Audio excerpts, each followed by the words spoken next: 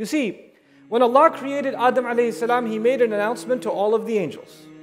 He told all the angels, إِنِّي جَاعِلٌ فِي الْأَرْضِ خَلِيفَةً. Surah Al-Baqarah tells us, He told all the angels, I am putting a Khalifa on the earth. Allah announced to the angels from the very beginning that Adam was created for the earth.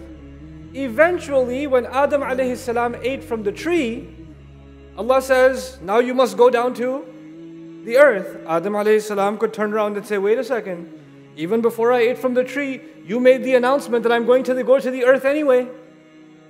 You already told everyone, you told the angels, and this is actually what Iblis came and told him.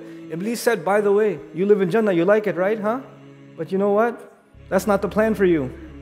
The announcement that was sent out, the announcement that was made is not, you're not made for Jannah right now, you're made for what? The earth. You like staying here? You like Jannah? Huh? Well, there's only two kinds of people that can stay here. Either angels or permanent residents. And you're not an angel, and you can't be a permanent resident. Guess why He doesn't want you to eat from that tree?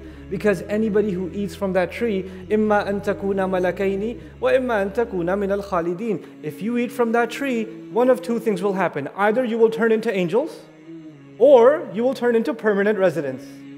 That's why Allah doesn't want you eating from that tree. Because He wants you to go to the earth.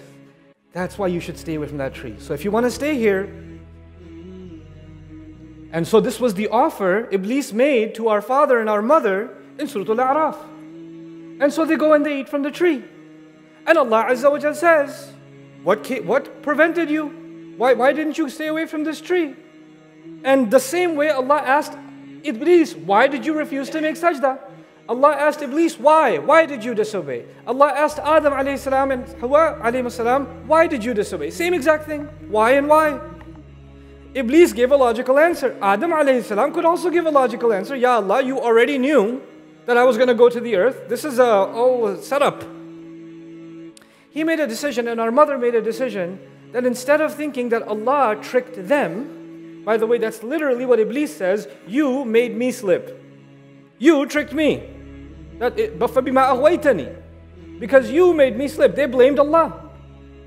Adam alayhi salam, instead of blaming Allah, blames who? Himself. رَبَّنَا ظَلَمْنَا أَنفُسَنَا. We wronged ourselves. You find with Iblis, he violated a commandment of Allah Azza wa Jal. Allah commanded him something and he refused. He failed. And you also find with Adam alayhi salam, Allah gave him one single commandment. Don't go near the tree. He told him and our mother, don't go near the tree. And you also find a violation. You find that they also ended up going near the tree. Both of them were honored. Both of them made a mistake. They have something in common. But what they have not in common is what happens after the mistake. What happens after the mistake?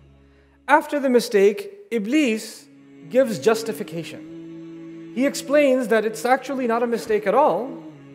I am completely logical in what I'm saying. I'm made of fire.